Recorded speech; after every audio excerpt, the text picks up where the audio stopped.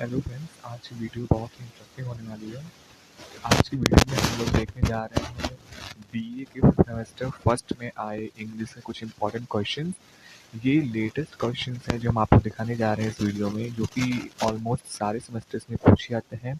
आप किसी भी यूनिवर्सिटी से बिलोंग करते हो, क्वेश्चन जो है वो ऑलमोस्ट सेम ही होते हैं। हालांकि एक दो क्वेश्चन चेंज होते हैं, बट जो प्रोफेसर्स होते हैं वो यूजुअली इन्हीं क्वेश्चंस को ज़्यादा जो है घुमा फिरा करके देते हैं इंग्लिश के फर्स्ट सेमेस्टर के लिए। कि 2023-2024 का क्वेश्चन पेपर से आपको कुछ क्वेश्चन दिखाने जा रहे हैं। अगर आप चैनल पर नए हैं तो प्लीज़ इसको सब्सक्राइब कर लें, क्योंकि इसके बाद भी जो वीडियोस हैं वो अपलोड होंगी अलग अलग क्वेश्चन पेपर से रिलेटेड, जिससे आपको बहुत भी हेल्प मिल सकता है। तो बहुत से स्टूडेंट्स होते हैं जो कि क्लासेस रेगुलर नहीं ले पाते हैं कुछ कारणों से, जैसे कि बहुत से बच्चे होते हैं जो पार्ट टाइम जॉब करते हैं अपने ग्रेजुएशन के साथ, और बहुत से होते हैं जो किसी कारणवश नहीं क्लास कर पाते हैं। तो उनको क्या होता है, वो इसी से आइडिया लेते हैं इन्हीं क्वेश्चन पेपर से। तो क्योंकि मैंने खुद आइडिया यूट्यूब से ही लिया था और गूगल से, इसलिए मैं ये वीडियो बना रहा हूँ ताकि आपको थोड़ी हेल्प मिल सके। तो सब्जेक्ट हमारा है इंग्लिश, और बीए का फर्स्ट सेमेस्टर का ये क्वेश्चन पेपर है। तो ध्यान दीजिएगा, अगर आपका syllabus English pros and writing skill है तो ये वीडियो सिर्फ आपके लिए ही है। टाइम आपको ध्यान दीजिएगा 2 आवर्स मिलेंगे। पहले 3 आवर्स मिलते थे, लेकिन अब नए शिक्षा नीति के तहत सिर्फ 2 घंटे जो है अलॉट किए गए हैं स्टूडेंट्स के लिए। आपका मार्क्स 75 होने वाला है। ठीक है, तो चलिए वीडियो को स्टार्ट करते हैं विदाउट वेस्टिंग आवर टाइम।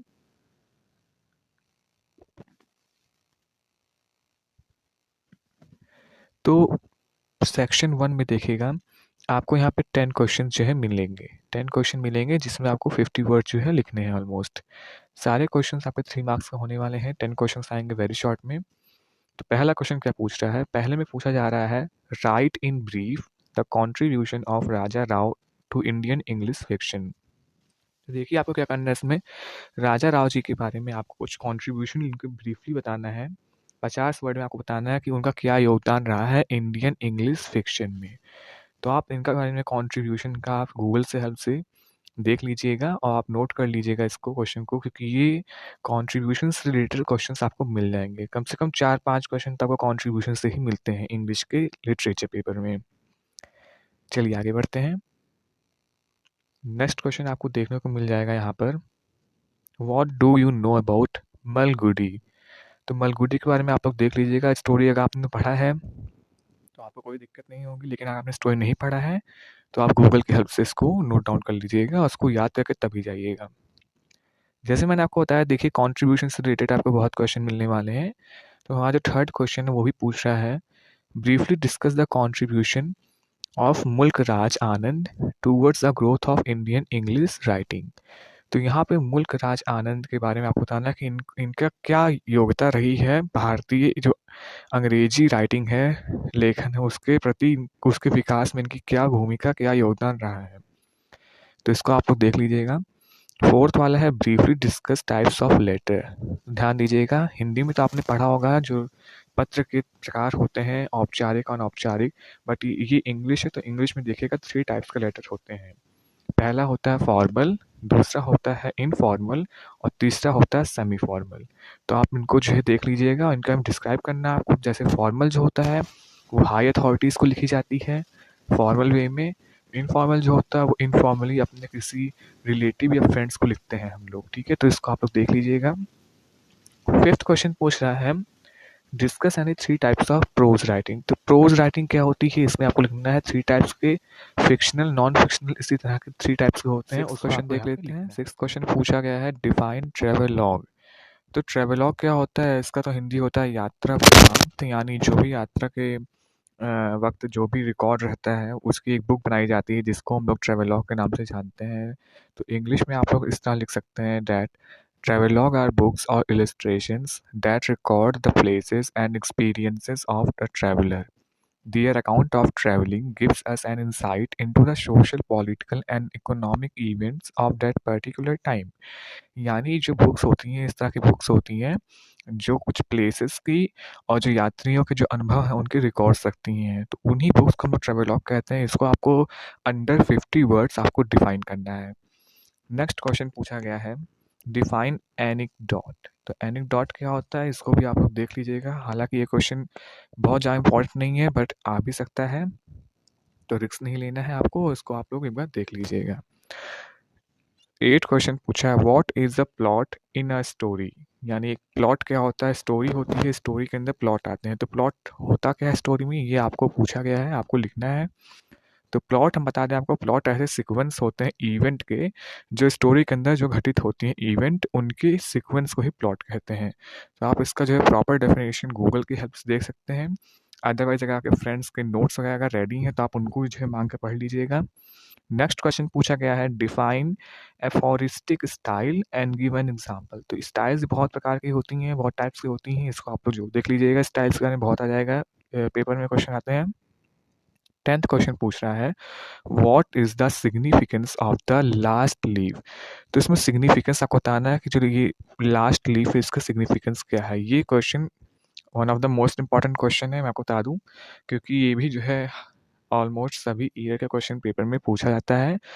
तो इसका सिग्निफिकेंस क्या था, इसमें जो ऑथर हैं वो एक एम बनाए हैं हाईलाइट करने के लिए कि ये कितना इंपॉर्टेंट होता है एक इंसान के अंदर विल पावर, आत्मशक्ति होना और होप यानी आशा होना।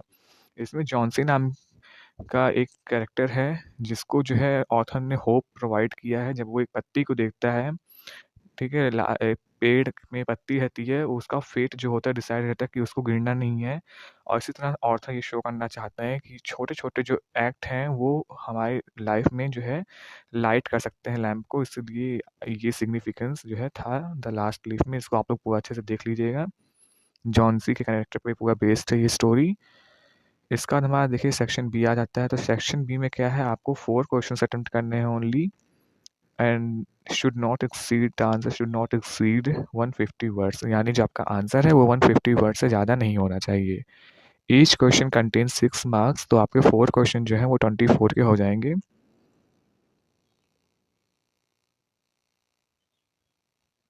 पहला क्वेश्चन है, draw a character sketch of Sue. तो ये क्वेश्चन आपको मिल जाएगा, करेक्टर स्केच से अधिकतर आते हैं। सेकंड क्वेश्चन पूछ रहा है, how does the horse serve as a true friend and companion to Lona. ये क्वेश्चन भी आप लोग देख लीजिएगा। थर्ड क्वेश्चन है, how is casteism highlighted in the story the barbers' trade union.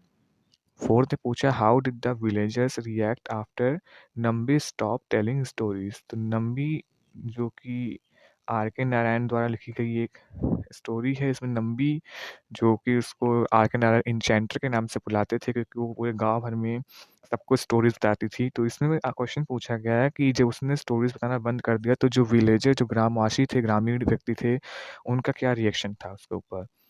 तो ये क्वेश्चन आप लोग देख लीजिएगा, नम्बी से क्वेश्चंस अधिकतर आते हैं एग्जाम में।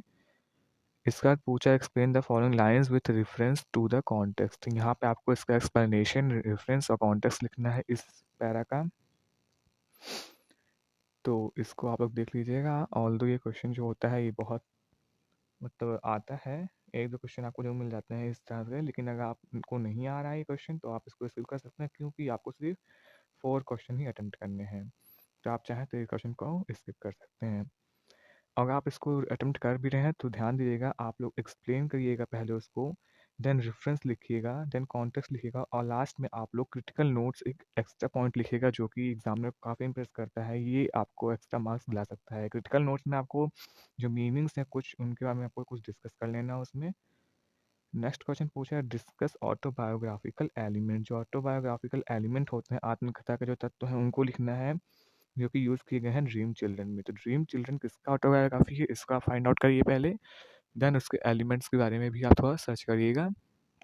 नेक्स्ट क्वेश्चन है, इसमें आपको एक एप्लीकेशन लिखना है, write an RTI application, right to information application to get information on expenses incurred from the sport fund of the college. तो स्पोर्ट फंड जो कॉलेज का है उससे जो एक्सपेंसेस हुए हैं उसके लिए आपको इन्फॉर्मेशन लेनी है, तो आप एप्लीकेशन लिखना है आपको।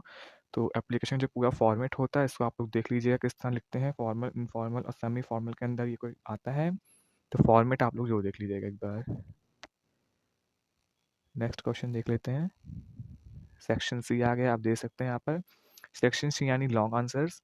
तो आपको सिर्फ 2 क्वेश्चंस अटेम्प्ट करने हैं, 2 से ज़्यादा नहीं आता है, ये 2 ही क्वेश्चंस आपको अटेम्प्ट करने हैं। आपको ध्यान देना है चीज़, should not answer should not exceed 450 words, यानी आपका जो आंसर है 450 वर्ड से ज़्यादा नहीं होना चाहिए। आपको 450 वर्ड में ही जो बेस्ट अपना आंसर है, पॉइंट है, उसको लिखना है। और सभी क्वेश्चन ध्यान दीजिएगा, 2 ही क्वेश्चन है आपको, देखिए 10.5 मार्क्स का सिंगल क्वेश्चन है, यानी ये पूरा लॉन्ग जो है 21 मार्क्स या 21 मार्क्स का हो जाएगा आपका। तो देख लेते हैं क्या-क्या क्वेश्चंस पूछे गए हैं एग्ज़ाम में।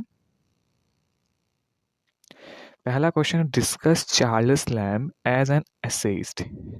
तो यहाँ पे आपको एक निबंधकार के रूप में चार्ल्स लैम्ब के बारे में कुछ डिस्कशन करना है, कुछ चर्चा करनी है इनके बारे में। तो चार्ल्स लैम्ब के बारे में आप लोग को अगर नहीं पता है तो आप लोग गूगल कर सकते हैं, और अगर चार्ल्स लैम्ब की जगह किसी और का अगर आता है डिस्कशन करने के लिए एज एन एसेइस्ट, तो आप लोग उसमें उनकी तारीफ को इंग्लिश में अगर आपको आंसर बना के लिखना आता है तब तो आपके लिए बहुत ही प्लस पॉइंट है ये। बट अगर नहीं भी आता है तो आप उनके बारे में थोड़ी बहुत तारीफ जो है लिख सकते हैं। आपने कॉन्ट्रीब्यूशन ही पढ़ा होगा आगे जो है, तो कॉन्ट्रीब्यूशन जो है क्या होता है, पोएट्स का जो है, राइटर्स का, उसको आपने अगर पढ़ा है तो कॉन्ट्रीब्यूशन से इनके जो है नेम एक्सचेंज करके आप उनका कॉन्ट्रीब्यूशन ही लिख देंगे, तो एग्जामिनर को लगेगा कि हाँ आप पढ़ के आए हुए हैं। ज़रूरी नहीं है कि आपको सारे एग्जैक्ट पॉइंट्स लिखने हैं, उनकी पूरी जो है जीवन परिचय नहीं लिखना है आपको, केवल थोड़ा डिस्कस करना है एक निबंधकार के रूप में। और ध्यान रहे 450 वर्ड तो होने चाहिए एटलीस्ट। नेक्स्ट क्वेश्चन पूछा है, how does the life of Judith Shakespeare as an imagine by Woolf differ from that of her brother William Shakespeare. तो क्वेश्चन आप लोग देख लीजिएगा, ऑल्दो ये क्वेश्चन बहुत ज़्यादा इंपॉर्टेंट नहीं है, बट देख लीजिएगा। नेक्स्ट क्वेश्चन देखिएगा, how does Addison portray the character of Sir Roger at church. तो यहाँ पर एडिशन ने किस तरह उनका जो कैरेक्टर है, उनका जो चरित्र किस तरह उसने पोर्ट्रे किया है चर्च के समय। तो ये आप लोग जो है देख लीजिएगा। और लास्ट क्वेश्चन देखिएगा, discuss the prose style of Francis bacon.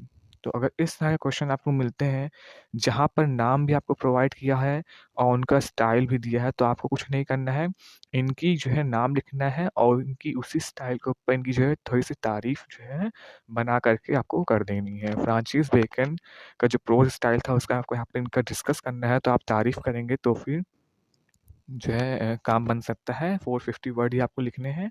अगर आप 1.5 पेज भी लिख देते हैं तो फिर आपको जो है नंबर अच्छा खासा मिल सकता है।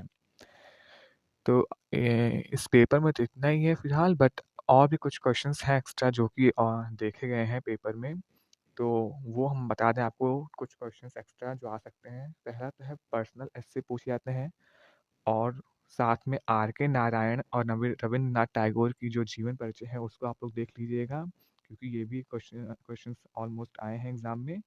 और आप देख सकते हैं उनकी जो है कौन कौन सी वर्क है, नोटेबल वर्क जो है रविंद्रनाथ टैगोर के और आर के नारायण के, इनके नोटेबल वर्क, इन कौन कौन से इन्होंने वर्क किए हैं, कौन कौन से प्राइजेस मिले हैं, इसको आप लोग देख लीजिएगा। और कुछ क्वेश्चंस आते हैं जैसे रिज्यूम क्या होता है, तो रिज्यूम आप लोग जो है इम्पोर्टेंट क्वेश्चन है, इसको जो देख लीजिएगा। और इसी तरह जो है ऑटोबायोग्राफी और बायोग्राफी का डिफरेंस क्या होता है। तो यही कुछ क्वेश्चंस हैं जो ऑलमोस्ट पूछे गए हैं क्वेश्चन में, और आप इन क्वेश्चंस को अच्छे से प्रिपेयर कर लेते हैं आंसर्स को, तो आपका जो है अच्छा नंबर आना तय है एग्जाम।